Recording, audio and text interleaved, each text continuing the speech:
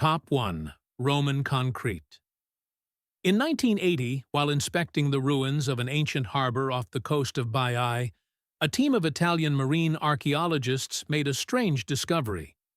Submerged under more than 30 feet of salt water stood a massive breakwater wall that had resisted the sea for nearly 2,000 years. Unlike modern concrete, which corrodes and disintegrates after a few decades in marine conditions, this structure was intact. Its seams were sealed tight, and its composition had hardened beyond expectation. The wall was built by the Romans, and its secret had remained buried just as deep as the ruins themselves. What puzzled scientists was not just its longevity, but the fact that it had grown stronger over time. The material now known as Roman concrete, or opus caementicium, is unlike any modern equivalent. While today's concrete relies heavily on Portland cement, the Roman mix used a volcanic ash called pozzolana, combined with lime and seawater. Over time, this mixture forms a rare mineral called aluminum tobermarite, which strengthens the structure the more it is exposed to salt water. In other words, Roman concrete thrives where modern concrete fails. Core samples extracted from Roman ports, such as Caesarea and Cosa, have shown microscopic crystalline patterns that modern industrial processes cannot replicate, not even with today's advanced metallurgy or chemical engineering. By the early 2000s, multiple labs had tried to reverse engineer the formula. A 2017 study published in American Mineralogist confirmed that the unique durability came from interactions between volcanic material and seawater forming interlocking mineral structures. But despite understanding this in theory, attempts to reproduce it on a commercial scale failed. The ash used by the Romans was sourced from specific volcanoes near the Bay of Naples, material that is geochemically distinct and nearly impossible to substitute. Even if the mineral balance could be mimicked, the Romans' centuries-long method of slow curing and underwater setting defied all modern timelines and construction economics. When news of these findings surfaced, further studies were abruptly halted. Industrial concrete conglomerates quietly distanced themselves from research projects associated with Roman construction methods. One of the principal investigators at a U.S. Department of Energy-funded lab was reassigned before publishing his full results. Documents filed under joint research agreements with European institutes vanished from public databases. According to whistleblower accounts, at least one attempt to apply for funding to revive ancient concrete methods was explicitly denied for being non-commercially viable and disruptive to existing infrastructure markets. Yet the implications remain staggering. If Roman concrete was used in modern dams, bridges, and coastal defenses, it could outlast current designs by centuries, possibly saving trillions in repair costs and environmental damage. But more disturbingly, its suppression suggests that our built environment is deliberately kept fragile. Why would humanity abandon a superior material for one that fails within decades? What industry benefits from such obsolescence? In 2022, a satellite mapping project over the submerged parts of ancient Ostia revealed dozens of intact Roman concrete structures under the seafloor, still withstanding waves after 2 millennia. These relics are now off-limits to public dives, citing marine hazard protection zones. But if these structures are truly stronger than steel and untouched by time, then the very foundation of our modern construction industry is built on sand. Top 2. Damascus steel. In 1837, during a British expedition in India's Hyderabad region, a Scottish officer named James Wilkinson acquired a curved sword from a local nobleman. Unlike any blade he had ever seen, it shimmered with a flowing pattern like liquid smoke trapped in metal. The weapon could slice through rifle barrels without chipping and bend nearly 90 degrees without breaking.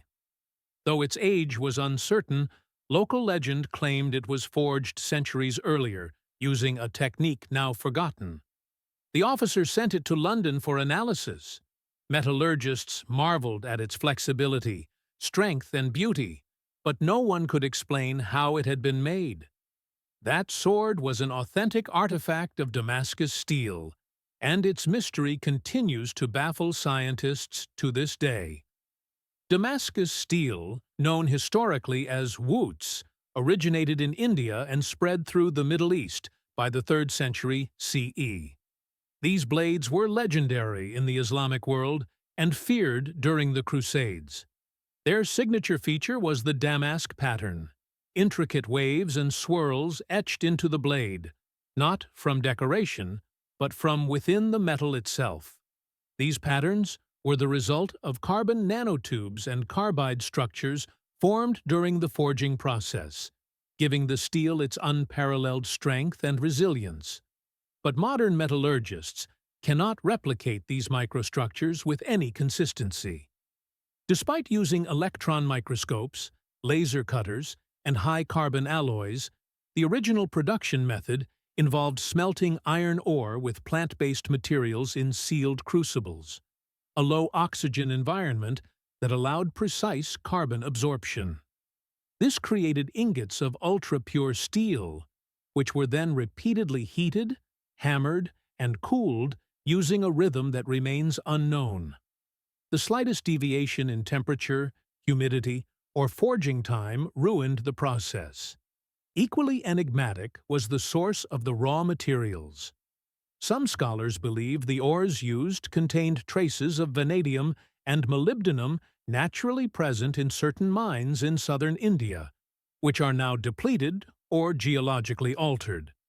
By the 18th century, true Damascus steel had vanished from production.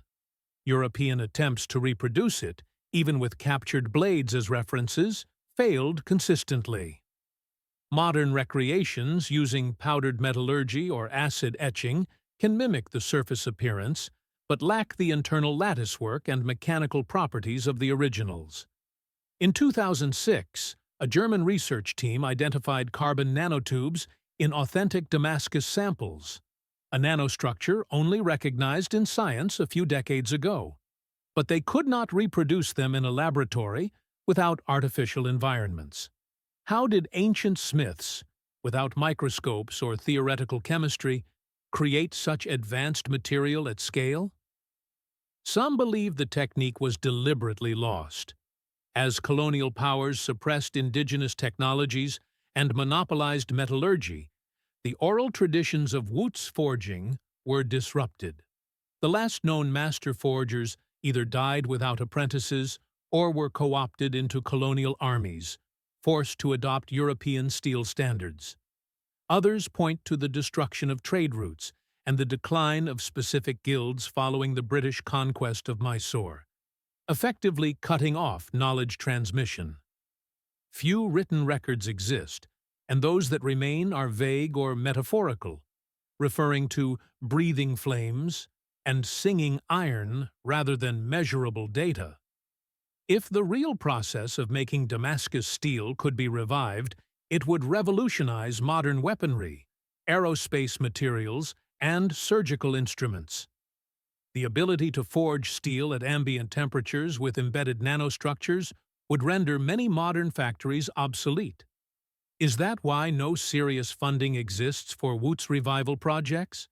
Has something or someone ensured this knowledge stays buried? In 2019, a Damascus blade in a private museum in Istanbul was scanned with magnetic resonance imaging. The results showed anomalies in the metal's internal magnetic field, forming organized spirals not seen in any known alloy. No explanation was offered. The museum has since restricted access to the artifact. If Damascus steel truly embodies a lost science of molecular engineering, then its disappearance may not be accidental. Top 3. The orichalcum alloy. In 2015, a team of marine archaeologists working near the Sicilian coast stumbled upon the wreck of a Greek cargo ship lying 10 feet beneath the waves just off the ancient port city of Gela. Among the debris scattered on the seafloor were 39 gleaming ingots unlike anything they had seen. Though they had been submerged for more than 2,600 years, the bars retained a bright golden-red luster that seemed immune to corrosion. Initial analysis suggested these were not gold, not copper, and not bronze, but a strange blend of metals with no known modern equivalent. The team had recovered what some now believe to be the lost metal of Atlantis, orichalcum, mentioned in Plato's Critias. Orichalcum was described as the second most precious metal in Atlantis, after gold, used to adorn the city's inner sanctums and even the temple to Poseidon. For centuries, historians dismissed it as allegorical until those 39 ingots surfaced. Laboratory tests revealed that the bars were made from a complex alloy of copper, zinc, nickel, lead, and trace amounts of rare earth metals. But what puzzled researchers most was not just the composition, but the purity and balance of the elements. The alloy did not match any historical recipe for brass or bronze. Its sheen, density, and spectral fingerprint were entirely unique. Modern metallurgy can combine metals in precise ratios, but the Gela ingots displayed microstructures that suggested an unusually slow cooling process and a series of chemical reactions under tightly controlled heat, something nearly impossible to achieve with the furnaces known in the 6th century BCE. Moreover, the materials in the alloy came from sources scattered across the Mediterranean and even sub-Saharan Africa, implying a trading network and technical knowledge well beyond what history credits to the Greeks of that era. How could a civilization that predated the Roman Empire create a material so advanced that we still cannot duplicate it today? Shortly after the discovery, access to the shipwreck was quietly restricted by the Italian Ministry of Culture. Independent researchers and private labs were denied further samples. The ingots were transferred to a state facility for preservation, and updates on the analysis abruptly stopped. One of the metallurgy experts involved in the original investigation left his university post without explanation, and his publications on the subject were taken offline.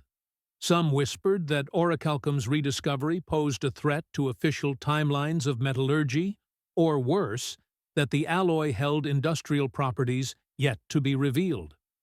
What makes orichalcum so dangerous?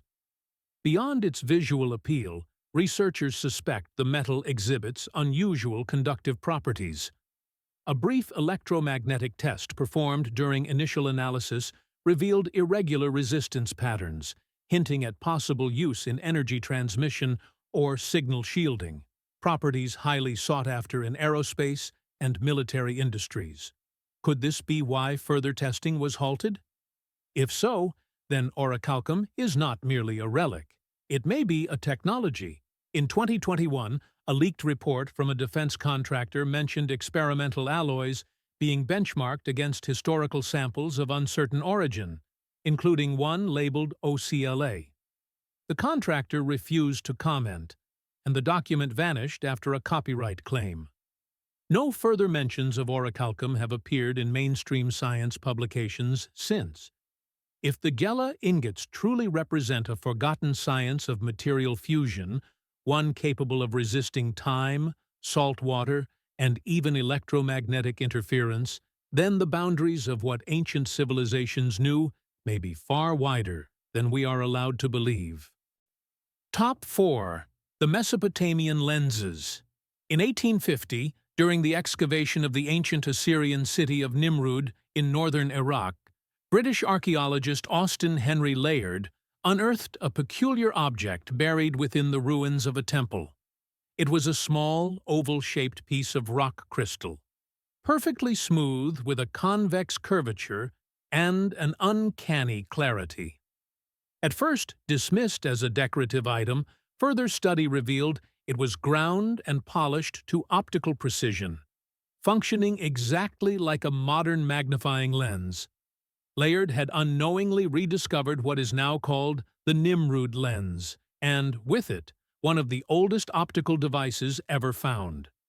The lens, dated to approximately 750 BCE, is carved from natural quartz and measures about 1.6 inches in diameter.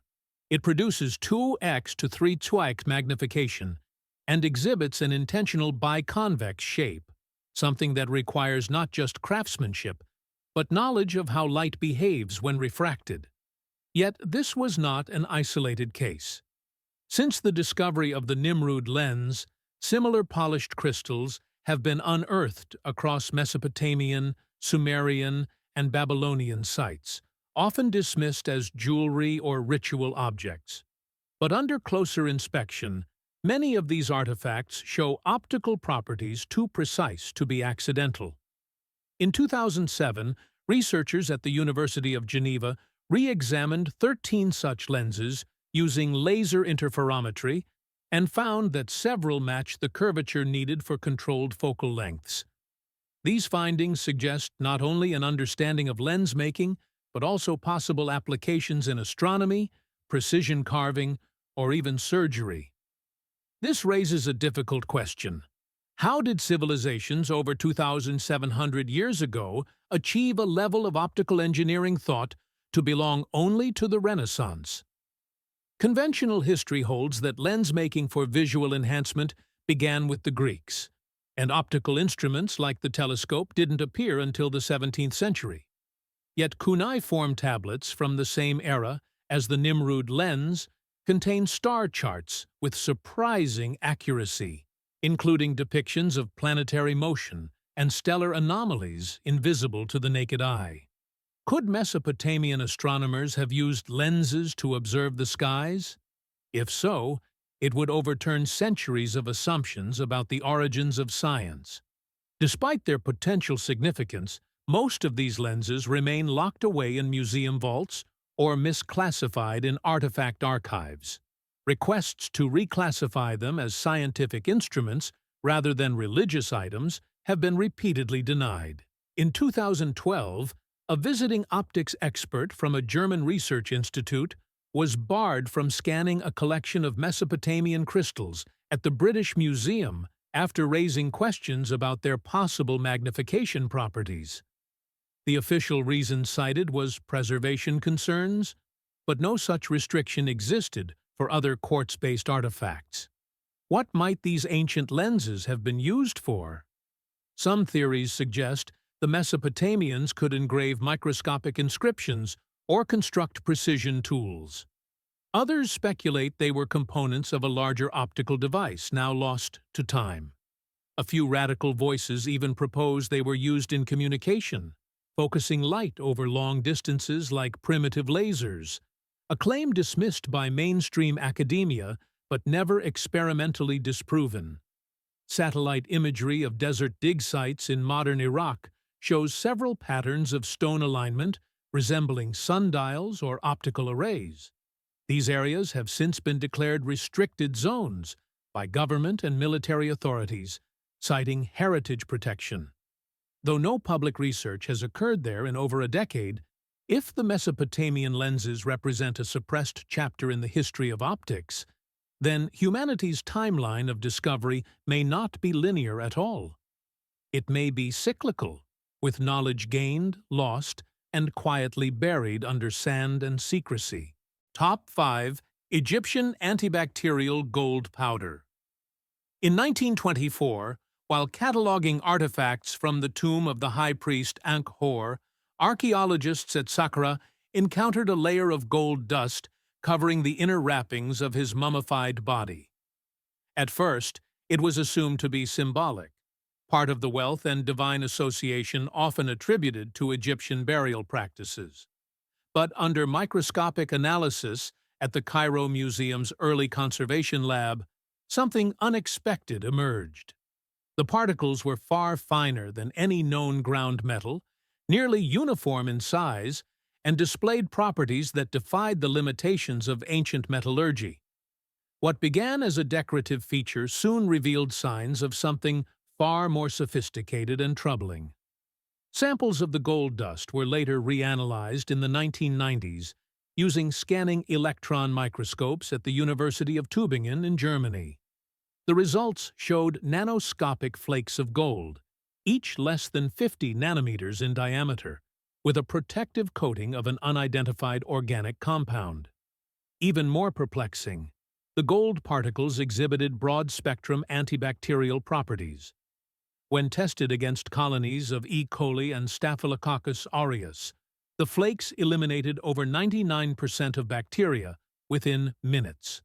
Unlike modern antibiotics, the reaction appeared to be purely mechanical, likely a result of how the particles punctured cell membranes. In essence, the powder functioned as an ancient biocide. Modern nanotechnology has only recently begun to explore gold's potential in medical applications. Yet here was a funerary treatment from nearly 2,600 years ago, achieving the same effect with a level of particle control that modern machines still struggle to replicate. Current gold nanoparticle synthesis requires centrifuges, chemical baths, and electronic monitoring. The ancient Egyptians had none of these.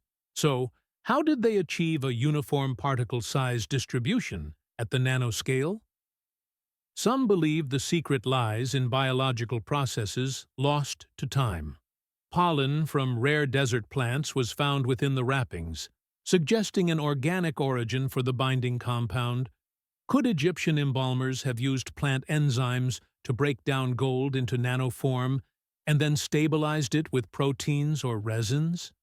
No formula for this process has been recovered.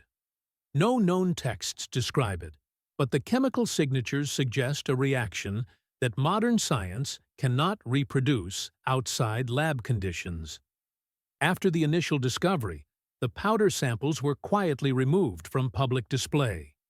Official museum records now list them as gilded dust, grouped with ritual cosmetic items. Attempts to acquire samples for further study have been denied on the grounds of artifact preservation. In 2001, a prominent biochemist at a Swiss lab claimed he had recreated a similar effect using ancient recipes extracted from the Ebers papyrus. Before he could publish his findings, his lab's funding was pulled and his research shuttered. No explanation was given. The only remaining references to his work exist as citations in obscure chemical journals without full-text access. If the ancient Egyptians had mastered antimicrobial technology at the nanoscale and used it not just for embalming but perhaps for medicine, then this knowledge could have changed the course of modern infection control. Instead, it was buried, sealed in resin, and dismissed as religious excess. The last time the Angkor wrappings were viewed under laboratory conditions was in 2015 during a short-lived conservation program funded by the Egyptian Ministry of Antiquities. The program was terminated midway through its first phase. All lab notes remain classified. If ancient gold powder could kill bacteria without chemicals, without resistance, and without decay, then the loss of that knowledge may have cost us more than we know. Top 6. The Greek fire resin. In 678 CE, during a critical naval engagement off the coast of Constantinople, the Byzantine navy unleashed a weapon that terrified the Arab fleet into chaos. Jets of fire burst forth from the prows of Byzantine ships, clinging to the surface of the water and igniting anything it touched. Witnesses reported that the flames could not be extinguished by water, and would even spread more violently if one attempted to douse them. The Arabs called it naft. The Byzantines called it liquid fire. But history remembers it by a more ominous name: Greek fire. And the formula behind it remains one of the most closely guarded and completely lost military secrets of the ancient world. The deployment of Greek fire was described by multiple chroniclers over the next centuries, from Theophanes the Confessor to Anna Komnene. Yet none could identify its exact ingredients. It was reportedly delivered through siphon-like devices mounted on warships, suggesting a pressurized system far ahead of its time. The substance itself stuck to human skin, burned underwater, and resisted smothering, behaving more like a living organism than a conventional chemical compound. Modern pyrotechnics have failed to replicate these effects using known medieval ingredients. Several theories have been proposed: combinations of quicklime, naphtha, resin, sulfur, and bitumen. But in all modern reconstructions, the key properties, water resistance, adhesive spread, and sustained burn, remain elusive. A breakthrough in 2003 by a team at the University of Thessaloniki came close. They managed to produce a gel-like flammable resin that burned atop water surfaces. However, it required stabilizers and synthetics unavailable before the industrial age. The ancient version, whatever it was, did not rely on refined petroleum or modern chemistry. It worked in battlefield conditions using materials and techniques still unknown. The original formula was allegedly held only by a single guild within Constantinople, passed down through bloodlines and closely guarded under imperial decree. Anyone attempting to reveal it faced execution. When the Fourth Crusade sacked the city in 1204, the chain of transmission was broken. All records, if they ever existed, were lost in the fires that consumed the imperial archives. What remains are only fragments, mentions of sea oil, wild flame, and burning stone scattered across conflicting manuscripts, many of which were rewritten or censored in later centuries. In the 1970s, declassified reports from a NATO naval lab in Naples revealed tests on ancient incendiary techniques.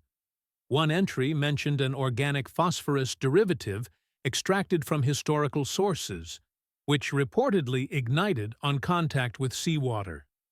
The trial was halted due to safety concerns. The substance, labeled GFR7, was never identified. Some believe the military has been attempting to reverse-engineer Greek fire for decades, not as a weapon of war, but as a material science breakthrough, a fire-resistant, water-repellent compound for aerospace or underwater applications. Access to certain Byzantine-era shipwrecks in the Aegean Sea, particularly near the island of Chios, has been restricted since 2011. Officially, it's for conservation. Unofficially, dive teams report the presence of sealed amphorae containing tar-like residues, but none have been recovered for public study. One independent archaeologist who reported such a find was later barred from renewing excavation permits. If Greek fire was more than just a weapon, if it was a chemical technology capable of defying natural elements, then its loss marks not just the fall of an empire, but the erasure of a scientific marvel, a material that ignored the rules of water, oxygen, and heat, and that no one, not even modern chemists with satellite labs and spectrometers, can fully decode. Top 7. The Wootz Steel of India. In 1795, a shipment of swords arrived at the Royal Arsenal in London, gifted by a princely state in southern India. One of them, a curved blade with swirling patterns embedded in its metal, caught the attention of metallurgists. When tested, it sliced cleanly through European steel without losing its edge. It bent without snapping, and under the flicker of torchlight, its surface shimmered like water rippling under moonlight. This was no ordinary sword. It was forged from Wootz steel, a metallurgical enigma that had once armed warriors from Persia to Southeast Asia. Despite centuries of admiration, the secret of Wootz vanished by the mid-1800s, and modern science has never managed to bring it back. Wootz steel, the precursor to the more famous Damascus steel, originated in India as early as the 3rd century BCE. It was renowned for its purity, strength, and the signature watering pattern caused by the alignment of carbon nanotubes and carbide microstructures. Unlike cast or raw iron, Wootz was made in sealed crucibles where iron was melted with carbon-rich organic materials like dried leaves or wood chips in a low-oxygen environment. This process created ingots of ultra-high carbon steel, with a unique internal architecture that gave the metal its legendary performance. When modern researchers attempted to reproduce woots, they found the process astonishingly delicate. Even a slight change in temperature or atmosphere during forging altered the carbon distribution, resulting in brittle or uneven blades. Despite having access to electron microscopes, thermal cameras, and automated kilns, metallurgists failed to consistently generate the flowing patterns or mechanical properties of original woots. In a 2006 study, researchers identified nanowires of iron carbide embedded in authentic woots samples, structures that only form under very narrow thermal conditions, likely discovered by ancient smiths through generations of trial and error. The source of the iron ore also plays a critical role. Historical records suggest that mines in Tamil Nadu and Telangana contained unique trace elements like vanadium and molybdenum. These micro-additives, combined with the right carbon source and firing conditions, may have been crucial to the alloy's properties. But those mines are now depleted, and even when ore with a similar composition is located, the results fall short. The specific trees and plants used in the crucible process may also be extinct, eliminating another key variable from replication efforts. By the time British colonial policies forced the closure of native Indian arms industries in the 19th century, the woots tradition was already in decline. The oral transmission of forging knowledge passed down through blacksmith lineages was disrupted. Guilds were disbanded. Local expertise was labeled primitive and replaced by European ironwork techniques. With no written manuals, the knowledge dissolved within a generation. In recent decades, several defense and materials science institutions have quietly explored woots-like structures for aerospace applications. In 2018, a leaked internal memo from an Indian military research agency described a carbon-dense alloy based on pre-colonial metallurgy with anomalous fatigue resistance. No follow-up publication appeared. Some believe the data is now classified. If true, woots may have held the key not only to superior swords, but to technologies far beyond its time, from surgical tools to spaceflight components. Satellite imaging of ancient smelting sites in southern India shows extensive slag fields and furnace mounds that have yet to be excavated. These locations are now under restricted control, allegedly for archaeological protection. But no public research has been conducted there in over a decade. If woots steel represents not just lost craftsmanship, but a forgotten science of nanostructure manipulation achieved without microscopes or formulas, then its disappearance is more than a cultural loss. It is a technological regression, a reminder that sometimes the future is buried in the past. Top 8. The Libyan Desert Glass.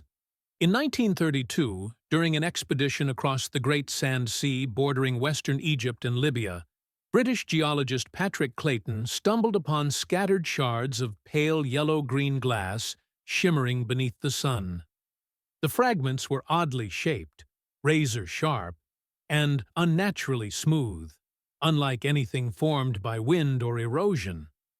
Over the following years, explorers and geologists would discover over 3,000 square miles of this strange material, now known as Libyan desert glass.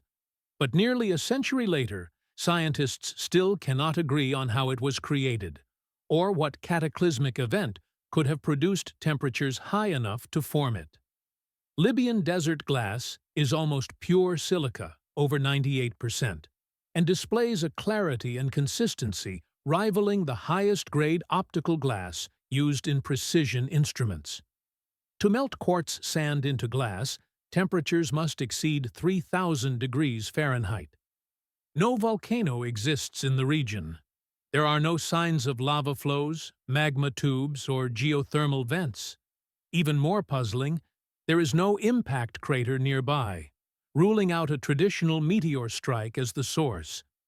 The glass appears to have formed from an intense but shallow thermal event, possibly an aerial burst or explosion that vaporized everything in its path without leaving a scar in the Earth. In 1996, NASA scientists began studying the glass as an analog for lunar surface processes.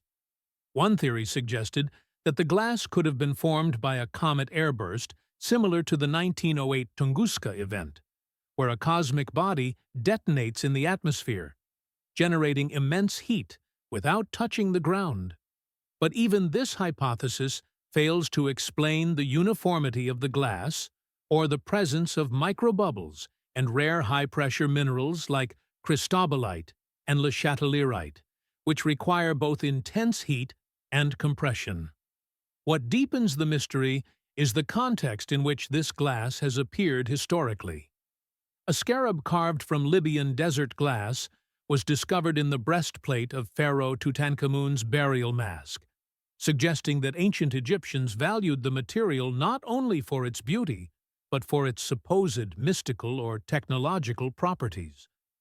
The carving techniques used on the scarab imply a knowledge of the material's hardness and fracture patterns, knowledge that would have required experimentation and perhaps even quarrying. Attempts to replicate the glass in laboratory conditions have been marginally successful, but require tightly controlled high-temperature plasma generators and synthetic atmospheric conditions. No known natural process on Earth, except perhaps nuclear detonation, matches the energy and uniformity of the event that formed this glass. And yet, nuclear testing was more than 3,000 years in the future. In 2007, a classified report from an international geophysical survey mentioned anomalous magnetite levels and neutron activation patterns in samples of Libyan desert glass, indicators consistent with exposure to high-energy particle bursts. That report was never published in full, and the raw data remains inaccessible. In recent years, the area around the densest concentrations of Libyan desert glass has been placed under military control by local authorities, citing concerns over unauthorized artifact removal. Satellite surveillance shows that excavation activity has continued in isolated sectors, conducted by teams unaffiliated with any known academic institutions. Independent researchers attempting to access the region have been turned away or detained. If Libyan desert glass is the residue of an unknown cosmic event, or worse, the technological remnant of an ancient weapon or energy experiment, then it stands as physical evidence that Earth has experienced forces beyond current human understanding. Forces that may not have come from this planet, or if they did, forces we are no longer allowed to explore. Top 9. The Incan Shadow-Resistant Paint. In 1936, while surveying temple ruins near the remote Peruvian site of Choquequirao, a team of archaeologists led by Dr. Harold Ferguson noticed something odd beneath layers of moss and time-worn debris.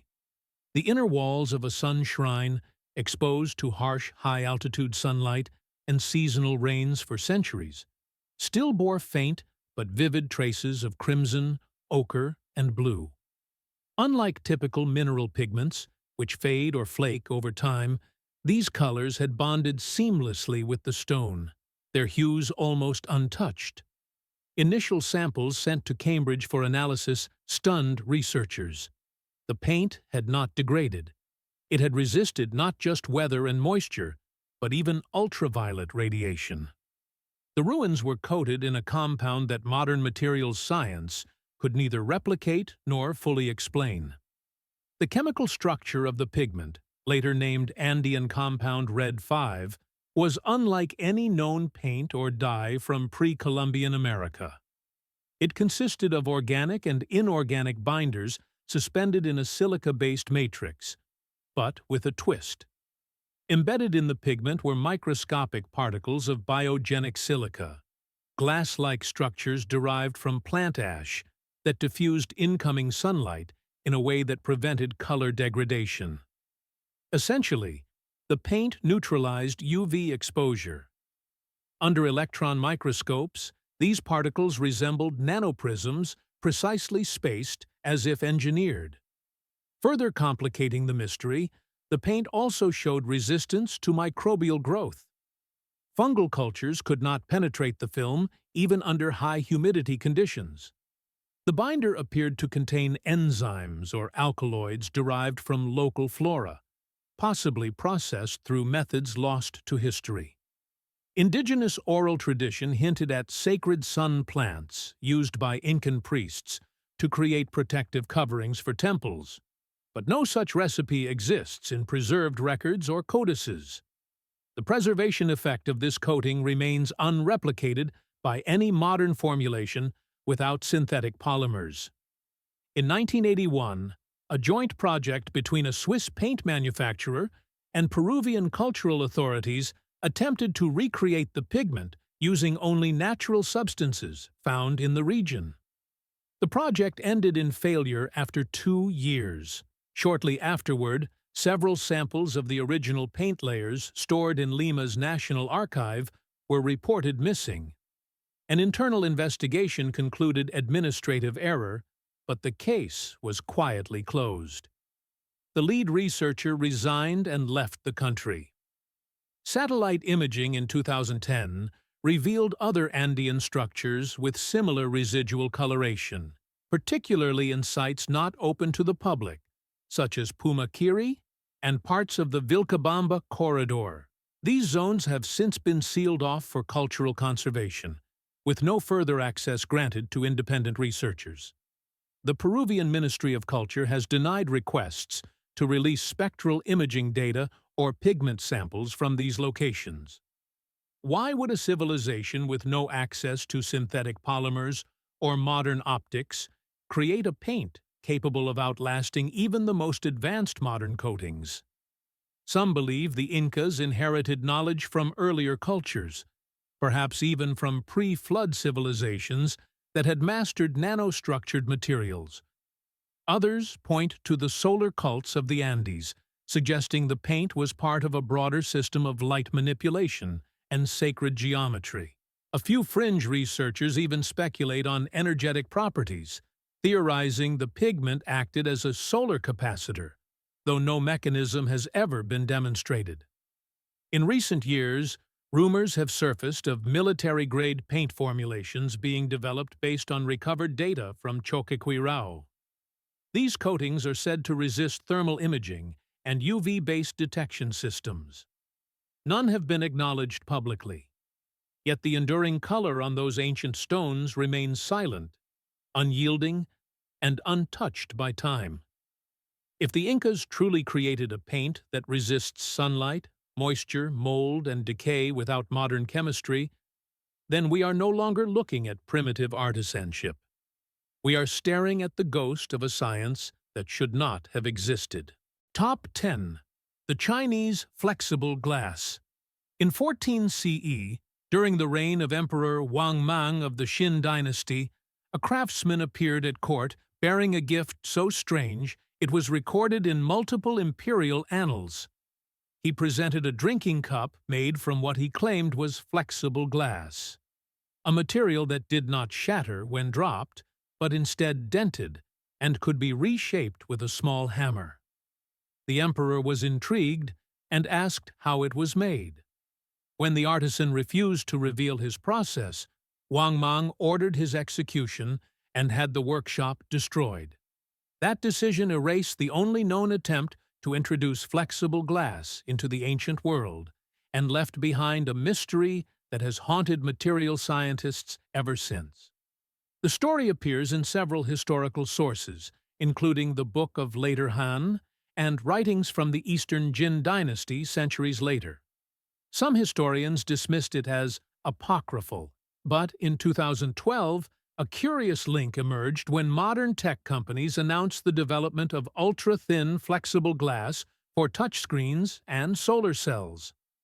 The material known today as willow glass or gorilla glass shares properties eerily similar to the artifact described in Han records. Could the ancient Chinese artisan have discovered a form of high-tensile, low-micron glass without any industrial technology? While no surviving sample of the original flexible glass has ever been recovered, Chinese archaeological digs in Luoyang and Chang'an have unearthed fragments of early glass that defy classification. Some of these pieces contain traces of rare alkali metals and boron, elements used today to produce lab-grade borosilicate glass. A 1999 study published by the Chinese Academy of Sciences detailed a shard containing high levels of lithium silicate, which reduces brittleness and increases heat resistance. But the paper was withdrawn shortly after publication and never translated into English. What makes the story more troubling is how consistently any trace of this material vanishes from historical records. Unlike bronze or jade, glass in ancient China was rare and often considered inferior to porcelain. Yet during the early Han period, court documents briefly reference a clear stone that bends but does not break. After Wang Mang's purge, these references disappear. It's as if the discovery was not just silenced, it was systematically erased. In 2008, an anonymous white paper circulated within the Chinese materials engineering community mentioned an ancient silicate anomaly recovered from a closed tomb site near modern-day Suzhou. The document claimed the sample could bend up to 12 degrees without cracking and retain structural memory. Attempts to reproduce the material failed, and the sample itself was never revealed. To date, no institution has claimed authorship of the paper, and no peer-reviewed analysis has followed. Flexible glass in the modern world requires precise doping agents, slow thermal annealing, and clean room production. If such a substance existed over 2,000 years ago, it implies not just accidental discovery, but an understanding of heat treatment, chemical balance, and perhaps even atomic structure manipulation, far beyond the known capabilities of the time. As recently as 2020, restricted excavation reports from the Henan Provincial Archaeological Institute listed an unclassified vitrified object with trace rare earths in a Han Dynasty burial site. No photos were released. The entry was removed from subsequent publications. If the story of the flexible glass is true, and if even fragments of such a substance remain, then it represents a technological leap centuries ahead of its time, not only for its physical properties, but for what its suppression reveals about knowledge, power, and fear. The question is no longer whether flexible glass existed in ancient China. The question is, who decided the world was not ready for it? These ancient materials reveal a disturbing pattern, one that transcends borders, cultures, and centuries. From the volcanic harbors of Rome to the high temples of Peru, from the smelting forges of India to the desert glass plains of North Africa, each case points to a truth long ignored. Our ancestors possessed knowledge of material science that defies modern explanation. These are not isolated anomalies. They are signs of a model, a hidden architecture of forgotten innovation. This model is marked by systematic erasure. In every story, someone silenced the source. From imperial execution in Han China to colonial suppression in India, from sealed museum archives in Europe to restricted excavation zones in the Middle East, the pattern is chillingly consistent. When these discoveries surface, they are first studied, then hidden. The results are either redacted, reclassified, or simply vanish. Academic careers end. Research is redirected. Access is denied. It's as if there exists an unspoken consensus that some materials and the truths they imply are too dangerous to share. And the cost of this suppression is immeasurable. These materials weren't just marvels of engineering. They carried possibilities that could have transformed medicine, construction, optics, energy, and aerospace. Concrete that repairs itself. Glass that bends without breaking. Paints that defy time and ultraviolet light. Each represents a future we never inherited, a road not taken, a technology buried not because it was misunderstood, but because it was too advanced for its time, or too disruptive for those in power. This is not merely about lost knowledge. It is about what was taken from humanity. Entire branches of science amputated from the collective memory. Every crushed tablet, every vanished lab note, every sealed vault tells the same story. That we are not the first to walk this road, but we might be the first to pretend we paved it ourselves. And the suppression continues. Excavation sites are militarized, artifacts are reclassified, samples disappear. In some cases, the most extraordinary materials are labeled unremarkable simply to avoid public scrutiny. But the fragments persist. A glowing ingot in a shipwreck, a painted wall that will not fade, a scarab carved from the glass of a vanished explosion. Each is a silent witness to something we are no longer allowed to ask. Because the real danger isn't that we don't know how these materials were made.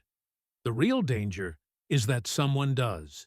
If these lost technologies change the way you look at the history of human progress, please subscribe and like this video. We are excavating the history they tried to bury. Let's reclaim our future by understanding the past. The next vault of knowledge will open soon.